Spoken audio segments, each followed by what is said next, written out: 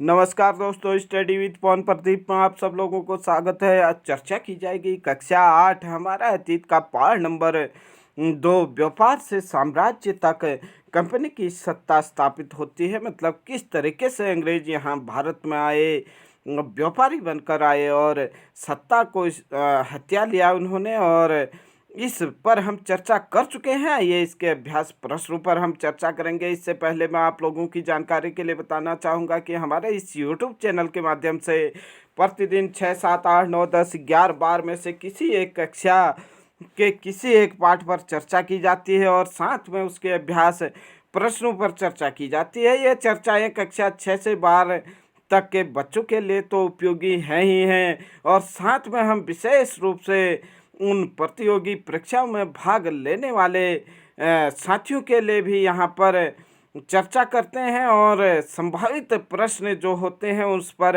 विशेष ध्यान रखते हुए चर्चा करते हैं। और आइए चर्चा को आगे बढ़ाते हैं। जैसे कि फिर से याद करें, अभ्यास प्रश्न पाठ्य पुस्तक से पहला प्रश्न आप लोगों को दिखाई दे रहा है कि निम्नलिखित के जोड़े बनाइए। दीवानी दीवानी अगर देखें तो हम भू राजस्व वसूल करने का अधिकार था। शेर मैसूर के नाम से टीपू सुल्तान को जाना जाता था। फौजदारी अदालत ही दिया है इसके सामने। रानी चेन्नम्मा ने कित्तूर में अंग्रेज विरोधी आंदोलन का नेतृत्व किया था। सिपाही जो भारतीय लोग कहते थे उसी का अंग्रेजी अनुवाद या अंग्रेज लोग कहते थे सिपाही। जबकि वारेन हेस्टिंग्स की अगर बात करें तो यह भारत का प्रथम गवर्नर जनरल था। उसके बाद सही मिलान किस तरीके से कक्षा 8 वालों को करते हैं आप लोग यहाँ पर देख सकते हैं। दीवानी भू राजस्व वसूल करने का अधिकार, शेर मैसूर टीपू सुल्तान, फौजदारी अदालत रानी चेन्नम्मा, कित्तूर में अंग्रेजी विरोध आंदोलन का नेतृत्व किया, सिपाही वारेन हेस्टिंग्स भारत का पहला गवर्नर जनरल। आइए देखें प्रश्न 2 को खाली स्थान भरें। बंगाल पर अंग्रेजों की जीत की जंग से शुरू हुई। प्लासी की जंग जो 1757 में सिराजुद्दौला के साथ अंग्रेजों ने लड़ा था, उस जंग से अंग्रेजों की जीत प्रारंभ हुई। और इस जीत में जो महत्वपूर्ण भूमिका निभाई या अंग्रेजों की ओर से नेतृत्व किया था वह रॉबर्ट क्लाइव ने किया था। हैदर अली और टीपू सुल्तान के शासक थे, मैसूर के शासक थे। जैसे कि हमने अभी देखा कि टीपू सुल्तान को शेर मैसूर के नाम से जाना जाता है। डलहौजी ने का सिद्धांत लागू किया। डलहौजी ने विलय नीति या नहीं हड़प की नीति को उसने अपनाया, जबकि डलहौजी ने अनेक राज्यों को हड़प लिया था। सतारा है, झांसी है, संबलपुर है, अवध है। अवध को जब 1856 में इसने हड़पा तो वहाँ की आम जनता में अंग्रेजों के प्रति घृणा के भाव प्रकट जनता के माध्यम से जनता ने किए।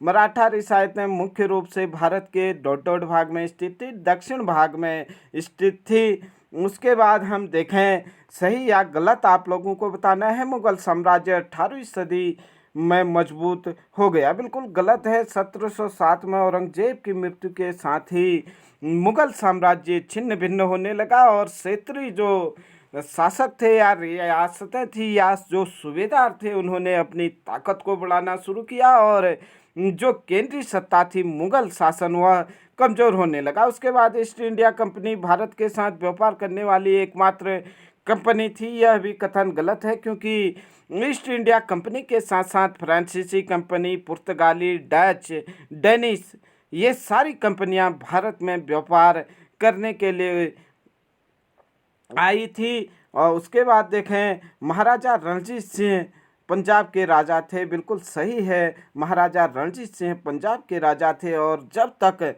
महाराजा रणजीत सिंह का शासन चलता रहा अंग्रेज उस तरफ या नहीं पंजाब की तरफ आँख डालने का भी साहस नहीं जुटा पाए थे। आइए देखें अगला प्रश्न, अंग्रेजों ने अपने कब्जे वाले इलाकों में कोई शासकीय बदलाव नहीं किए। ये भी गलत है। निश्चित तौर पर अंग्रेजों ने जहां भी अपना शासन किया वहां पर शासकीय बदलाव किया। आइए विचार करते हैं प्रश्न नंबर 4, यूरोपीय व्यापारिक कंपनियां भारत की तरफ क्यों आकर्षित हो रही थी?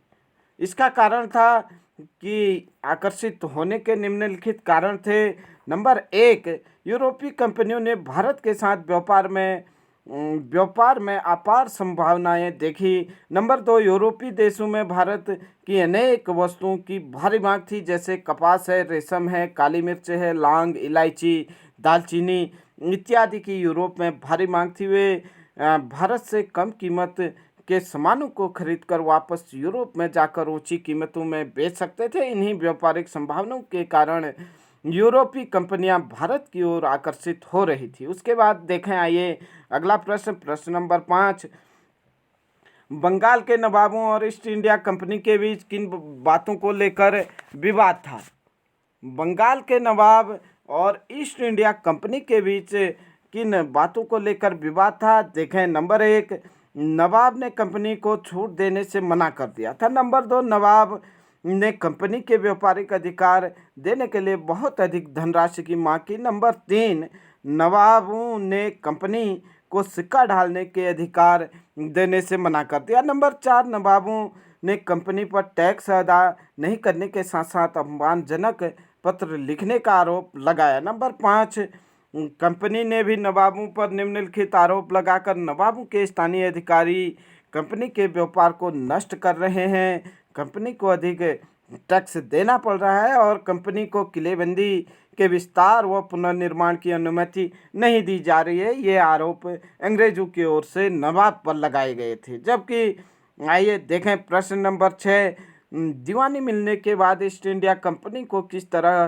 फ़ायदा पहुंचा? दीवानी मिलने के बाद से ईस्ट इंडिया कंपनी को किस तरीके से फ़ायदा पहुंचा? आप देख सकते हैं। नंबर 1, दीवानी मिलने के कारण कंपनी को बंगाल के विशाल राजस्व संसाधनों पर नियंत्रण हो गया। नंबर 2, कंपनी भारत में ज़्यादातर वस्तुएं ब्रिटेन से लाए गए सोने चांदी के बदले खरीदती थी, लेकिन अब उसे ब्रिटेन से सोना चांदी लाने की आवश्यकता नहीं रही। नंबर 3, अब कंपनी भारत में होने वाले लाभ से अपने खर्च चला सकती थी, जैसे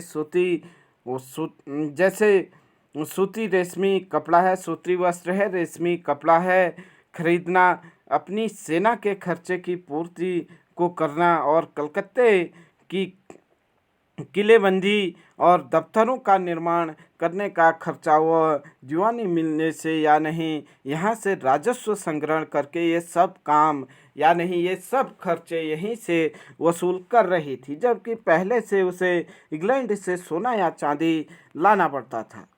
ईस्ट इंडिया, प्रश्न नंबर 7, ईस्ट इंडिया कंपनी और टीपू सुल्तान।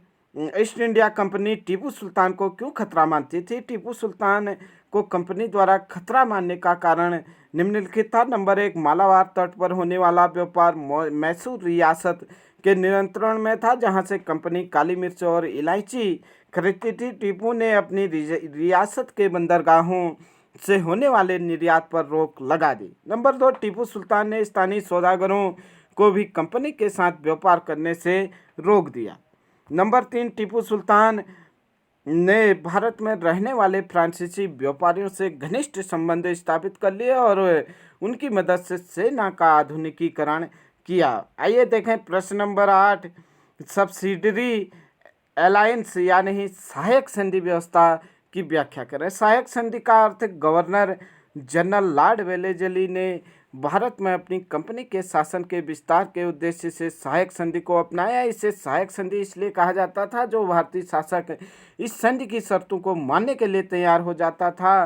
कंपनी उसकी सुरक्षा में पूर्ण सहयोग करने का वादा करती थी। सहायक संधि की शर्तें क्या थी? नंबर 1, भारतीय शासकों को अपनी स्वतंत्र सेना रखने की इजाज़त नहीं थी। नंबर 2, जिन शासकों की सुरक्षा का भार कंपनी पर होगा इसके लिए कंपनी को शुल्क प्रदान करेंगे भारतीय शासक, और शुल्क नहीं देने की स्थिति में कंपनी दंड के रूप में शुल्क के बराबर राजस्व वाला क्षेत्र छीन लेगी। नंबर 3, शासक को अपने दरबार में अंग्रेज रेजिमेंट रखना होगा जो शासक की गतिविधियों पर नज़र रखेगी। आइए देखें अगला प्रश्न। प्रश्न नंबर 9, कंपनी का शासन भारतीय राजाओं के शासन से किस तरह अलग था या किस तरह भिन्न था? उत्तर देखें, भारतीय राजाओं के शासन और कंपनी के शासन में अंतर।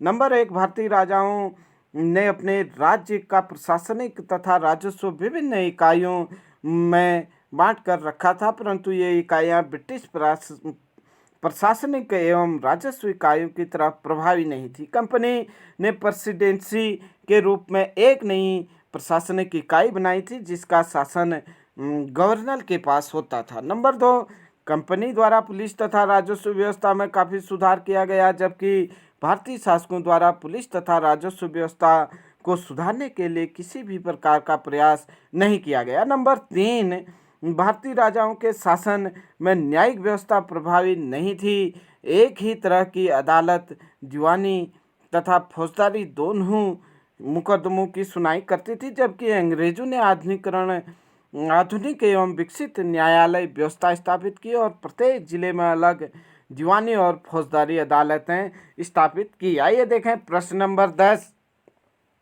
प्रश्न नंबर 10 है कि कंपनी की सेना की संरचना में आए बदलाव का वर्णन कीजिए। कंपनी की सेना में जो संरचनात्मक बदलाव आए उसे देखते हैं। नंबर 1, कंपनी ने पैदल और घुड़सवार सिपाहियों की जगह पेशेवर सैनिकों की भर्ती की। नंबर 2, कंपनी ने सैनिकों को यूरोपीय शैली में नई युद्ध तकनीकी में प्रशिक्षित किया। नंबर 3, कंपनी के अपने सैनिकों को आधुनिक हथियारों जैसे मस्केट और मैचलॉक आदि से लैस किया। नंबर 4, कंपनी ने सेना में यूरोपीय सैनिकों की संख्या बढ़ा दी तथा सेना के महत्वपूर्ण स्थान जैसे तोपखाने हैं, टैंक हैं इत्यादि पर यूरोपीय सैनिकों की नियुक्ति की।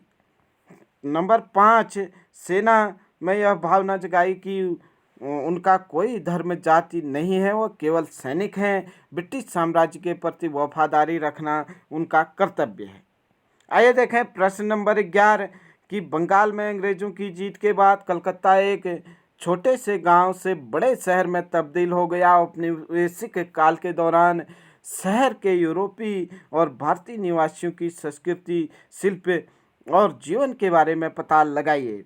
आइए देखते हैं औपनिवेशिक काल के दौरान शहर के यूरोपीय और भारतीय निवासियों की संस्कृति, शिल्प और जीवन में निम्नलिखित बदलाव आए। नंबर 1, औपनिवेशिक काल में कलकत्ता एक प्रशासनिक केंद्र बन गया। यूरोपीय लोग उच्च स्तरीय सुविधाओं से पूर्ण क्षेत्र में रहते थे, जबकि भारतीय लोग अनियोजित, सघन तथा सुविधा विहीन क्षेत्रों में रहने को मजबूर थे। नंबर 2, कलकत्ता का विकास भारत के प्रमुख सांस्कृतिक रंगमंच केंद्र के रूप में हुआ था। नाटक, सामूहिक रंगमंच, भारतीय शास्त्रीय संगीत, धार्मिक एवं सांस्कृतिक उत्सवों आदि में लोग उत्साहपूर्वक भाग लेते थे। नंबर 3, औपनिवेशिक शासन के दौरान कलकत्ता कई शानदार इमारतों का साक्षी बना।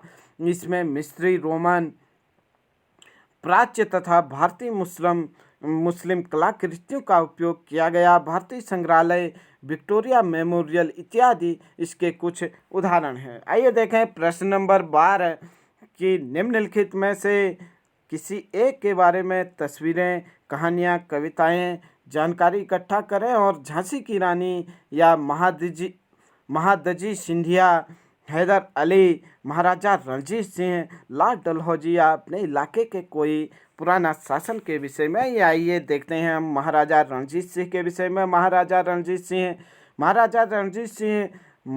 रणजीत सिंह का जन्म पंजाब के राजपरिवार में हुआ था। उन्हें 1801 में पंजाब का महाराजा घोषित किया गया।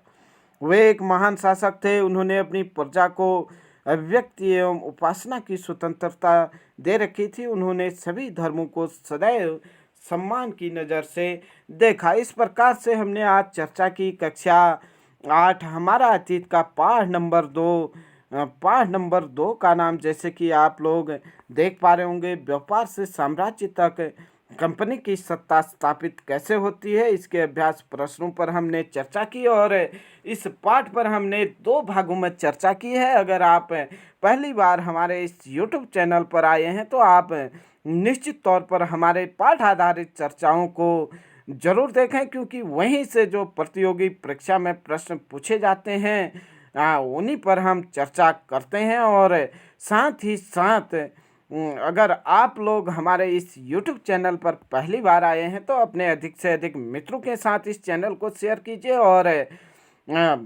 अगर आप लोगों ने इस चैनल को सब्सक्राइब नहीं किया है तो आप इस चैनल को सब्सक्राइब कर प्रतिदिन आने वाले चर्चाओं पर सम्मिलित हो सकते हैं।